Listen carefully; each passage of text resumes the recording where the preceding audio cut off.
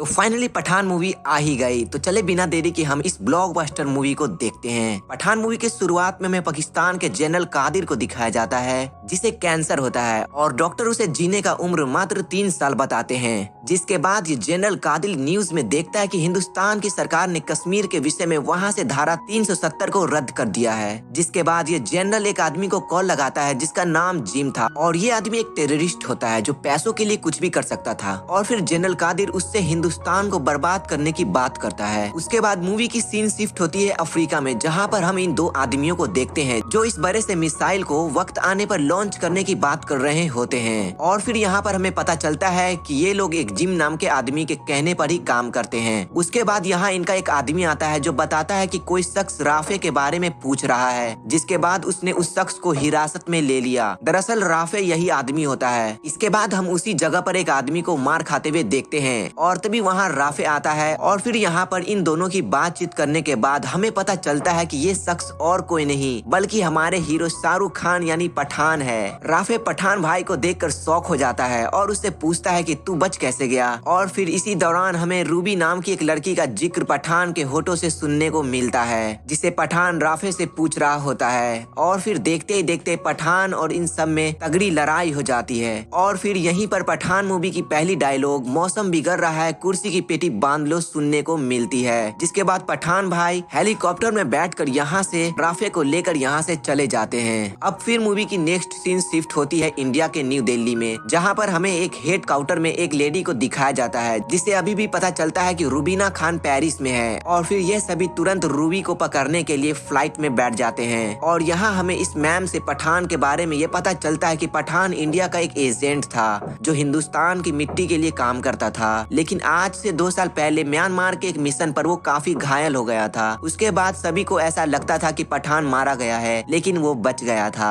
और ये लेडी बताती है कि जब मैं उससे मिलने गई थी तो तब मैंने पठान को एक अलग ही रूप में देखा था, और वहाँ वो एक प्लान बना रहा था जिसमें वो ये दावा कर रहा था कि जितने भी जाबाज सोल्जर्स थे जिन्हें रिटायरमेंट हो गई है, उनके खून के रंग आज भी वैसे ही है। और वो उन्हीं लोगों को मिलाकर एक यूनिट तैयार करना चाहता था जिसका नाम उसने जोकर रखा था। इसके बाद ये लेडी बताती है कि पठान का ये प्लान उसे तो पसंद आया, लेकिन ये प्लान लुथरा नाम के सीनियर ऑफिसर को बकवास लगी। और तभी पठान सीनियर लुथरा को बताता है कि कैसे कुछ लोग खुद काम नहीं करते बल्कि कॉन्ट्रैक्ट के नाम पर टेररिस्ट से काम करवाते थे, जिन्हें आउटफिक्स एक्स कहा जाता है। उसके बाद उन दिनों दुबई में एक कॉन्फ्रेंस होने वाली थी जहाँ पर इंडिया से 2 साइंटिस्ट प्रेजेंट करने वाले थे। और फिर सीनियर लुथरा कहता है कि हाँ, वहाँ तो हमारे प्रेसिडेंट भी शामिल होंगे और उनके लिए हमें सिक्योरिटी ट्रिपल तक करनी होगी। जिस पर पठान भाई कहते हैं कि वो सब आप हम पर छोड़ दे। जिसके बाद मूवी की सीन दुबई की होती है, जहाँ पर हमें दिखाया जाता है कि प्रेसिडेंट बहुत सारे सिक्योरिटी गाड़ियों के बीच से जा रहे होते हैं। और तभी पठान को ये इन्फॉर्मेशन मिलती है कि आउटफिक्स एक्स यानी टेररिस्ट हमारे प्रेसिडेंट के लिए खतरा नहीं थे, बल्कि उनका मकसद तो इंडिया के 2 साइंटिस्ट को किडनैप करना था। और फिर जब तक ये बात पठान पुलिस को बताता है कि तभी वहाँ इमरान खान उर्फ जिम पहुँच जाता है अपने मिसाइल गन के साथ, और वो 2 गाड़ियों को उड़ाकर अपने हेलीकॉप्टर की मदद से उन दोनों साइंटिस्ट को अपने साथ लेकर जाने लगता है। लेकिन हमारे पठान भाई कहाँ शांत रहने वाले थे। जिसके बाद इन दोनों के बीच 1v1 फाइट होने लगती है। दरअसल जिम एक एक्स रो एजेंट होता है जो अपने देश के लिए मर चुका था, और जिस मिशन में उसके साथ ऐसा हुआ था उसमें उसकी वाइफ और उसका बेबी भी मर गया था, और इसलिए उसने अच्छे कामों को छोड़कर इस बुरे रास्ते पर आ गया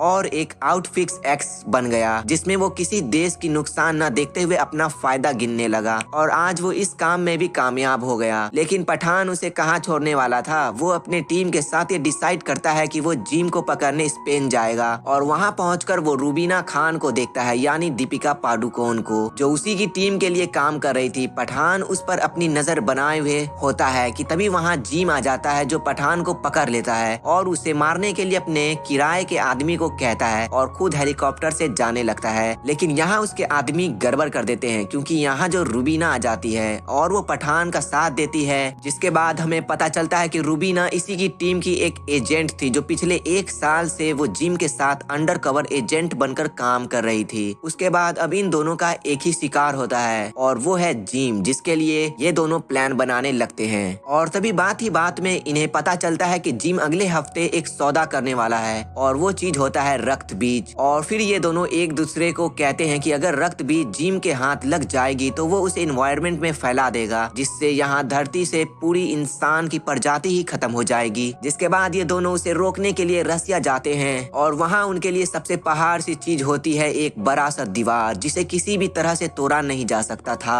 और इसे खोलने के लिए एकमात्र यही उपाय था कि इसका ताला और चाबी जो दो अलग अलग इंसानों के पास थी। उसके बाद रसिया के ऑफिसर के पास पहुंच जाती है रूबी, जो उससे उसके फिंगरप्रिंट्स आसानी से ले आती है। तो वहीं इधर पठान कैरिन से फिंगरप्रिंट को ले आता है और अब इन दोनों आदमियों के फिंगरप्रिंट्स मिल चुके थे। लेकिन अब इनका अगला टास्क ये था कि इन ऑफिसर्स के ऑफिस से ताले और चाबी को चुराना, जो कि थे इस शहर के दो अलग अलग हिस्सों में। और इस काम को अंजाम देने के लिए ये दोनों दो जाबाज पायलट की मदद लेते हैं और फिर काफी मेहनत करने के बाद आखिर में ये लोग अपने काम को अंजाम दे ही देते हैं और उसमें से निकाल लेते हैं रक्त बीज। लेकिन यहाँ पर पठान को मिलता है धोखा। जी हाँ, रुबीना खान जिम के साथ ही मिली हुई थी और फिर हम फ्लैशबैक में देखते हैं कि जिम को किसी भी हालत में चाहिए था रक्त बीज और उसके लिए ये काम करना पॉसिबल नहीं था। लेकिन वो जानता था कि पठान इस काम को अंजाम दे सकता है और इसलिए उसने रूबी को पठान के पास इस काम को पूरा करने के लिए भेजा था। इसके बाद मूवी की सीन शिफ्ट होती है रसिया के जेल में, जहाँ पर हम उसी मैम को देखते हैं जो कहती है कि ये मेरा एजेंट वेजेंट नहीं है, इसे गोली मारकर बात खत्म कर दो। इधर पठान सोच रहा था कि वो तो देश के लिए भला कर रहा था, लेकिन उसके अपने ही उसके जान की कोई वैल्यू नहीं दे रहे हैं। और फिर पठान को रसिया के मेन जेल में ट्रांसफर करने का ऑर्डर आ जाता है। लेकिन जब पठान को ट्रेन से उस जेल में ले जाया जाता है तो तब उन पर गुंडों के हाथों खूब पिटाई होने लगती है। और तभी यहाँ एंट्री होती है हमारे सलमान खान की, जिसके बाद सलमान खान और पठान भाई एक साथ मिलकर सभी की अच्छी खासी धुलाई कर देते हैं। जिसके बाद सलमान भाई जाते जाते कहते हैं कि मरना मत, मुझे तेरी एक और मिशन पर जरूरत है, और वहाँ से चले जाते हैं। और फिर कहानी वापस से इंडिया में आती है, जहाँ पर ये मैम बताती है कि हमें रूबी को फ्रांस में डिटेक्ट किया है। और फिर क्या था, पठान भाई तो पहले से ही रूबी पर गुस्सा थे। वो चले जाते हैं फ्रांस और वहाँ पहुंचकर उसे गन पॉइंट कर लेते हैं। जिसके बाद रूबीना पठान को बताती है कि अब मैं जिम के साथ नहीं हूँ, क्योंकि जब उसे पता चला कि रक्त बीज से जिम इंसानों को खत्म कर देगा तो तब से ही उसका मन बदल गया और वो जिम का साथ छोड़ दी। और अब एक बार फिर वो पठान के साथ टीम अप कर लेती है। और फिर यहाँ पर हमें इन दोनों की बैक स्टोरी भी दिखाई जाती है, जहाँ पठान भाई बताते हैं कि आज से कई सालों पहले अफगानिस्तान के एक टेररिस्ट को मारने के लिए उसके मोबाइल में एक जीपीएस लोकेशन को लॉक करके उस पर एक मिसाइल लॉन्च कर दिया गया था। लेकिन बाद में जाकर पता चलता है कि वो टेररिस्ट नहीं बल्कि एक टीचर था। जिसके बाद वहाँ मिसाइल गिरने में 1 ही मिनट था, लेकिन तभी पठान भाई ने ही उस मोबाइल को आसमान में फेंककर मिसाइल को वहीं ब्लास्ट कर दिया था और इस तरह उन्होंने सभी की जान को बचाया था। लेकिन इसी दौरान पठान भाई 3 महीनों के लिए अफगानिस्तान के उसी कस्बे में रह गए थे, क्योंकि वो काफी घायल हो गए थे। वहाँ के लोग पठान भाई को बहुत देखभाल किया करते थे और कहते थे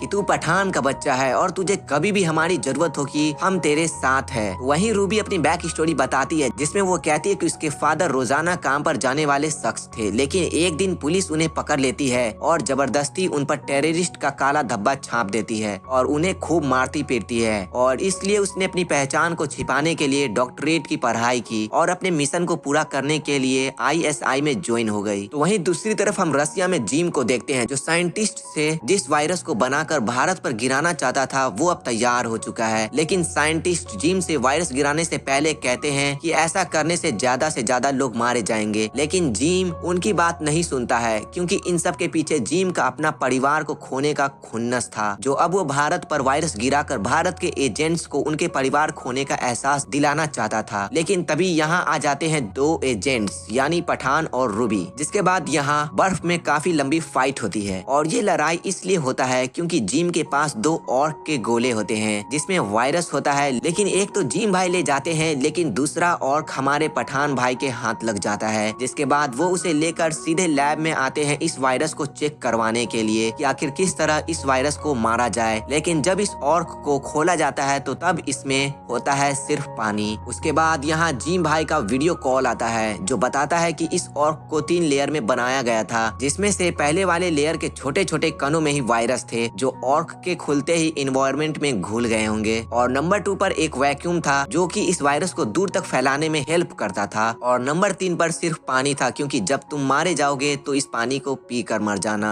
इधर इन सभी साइंटिस्ट में मैम भी शामिल थी और फिर धीरे धीरे इन सब के सूट और बॉडी पर इस वायरस का इफेक्ट पड़ने लगता है और इस रक्त बीज से निकले इस वायरस का नाम स्मॉल पॉक्स होता है। हालांकि पिछले सालों में इस वायरस ने काफी तबाही मचाई थी और अब इस स्मॉल पॉक्स का इलाज सभी देशों के पास था, लेकिन ये सब जानते हुए जिम भाई शांत थोड़ी ना होंगे। दरअसल जिम भाई ने अपने साइंटिस्ट को 3 साल तक इसी वायरस को अपग्रेड करने का काम दिया था, जिसमें अब ये वायरस किसी भी इंसान को इंजर्ड करने के बाद मात्र 3 घंटे में ही उसकी जान ले लेगा। और इसके साथ ही में ये वायरस एक इंसान से दूसरे इंसान को भी इफेक्ट करने वाला था। इसके बाद से मूवी वापस प्रेजेंट में आती है, जहाँ पर पठान भाई शुरुआत में ही इस राफे को धो रहे थे और फिर पठान भाई इस राफे को मारकर उसे हेलीकॉप्टर से अपने साथ ले गए थे। और फिर उसके बाद उससे पूछते हैं कि अब बता जिम अपने वायरस और मिसाइल का इस्तेमाल किस देश पर करने वाला है। हालांकि राफे को ये बात पता नहीं था कि वायरस और मिसाइल किस देश पर गिरने वाला है, लेकिन उसे ये पता होता है कि मिसाइल किस जगह से लॉन्च होने वाला है और वो होता है अफगानिस्तान। इसके बाद पठान भाई अपने टीम के साथ अफगानिस्तान में एक शानदार एंट्री के साथ आते हैं। तो वहीं हम जिम और उसके साथ लाहौर के जनरल कादिर को देखते हैं। अब हालांकि कादिर ने आज से 3 साल पहले भारत बर्बाद कर देने का सौदा किया था और अब वो समय आ गया था